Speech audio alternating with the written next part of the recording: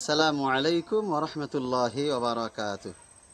ইন্নাল হামদালিল্লাহ ওয়াসসালাতু ওয়াসসালামু আলা রাসূলিল্লাহ। সম্মানিত শ্রোতাবৃন্দ, আজকে আমি একটি আলোচনা করব কুরবানি নিয়ে।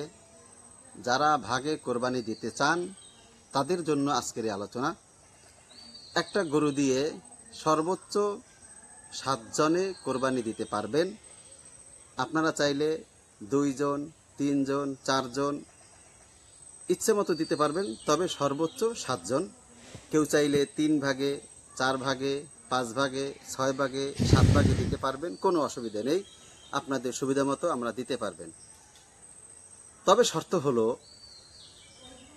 যদি এরকম হয় যে 3 জনে মিলে 1 ভাগ অথবা 2 জনে মিলে 1 ভাগ আর সবাই এক ভাগ, সেক্ষেত্রে এইটা হবে না। ধরুন একটা গরু 3 ভাগ করলেন, 3 ভাগ করার পরে 2 জনে 2 ভাগ দিল, আর 1 ভাগ 3 জনে মিলে দিল। যদি এই রকমের হয়, সেক্ষেত্রে ওই কোরবানি জায়েজ হবে না, দেওয়া ঠিক হবে না। অবশ্যই আপনারা এই ব্যাপারে সচেতন থাকবেন। সর্বোচ্চ 7 জন থাকবেন এবং 1 ভাগে 1 জনের বেশি দেওয়া যাবে না। আল্লাহ তাআলা আমাদের সকলের কোরবানি কবুল করুন, আমিন।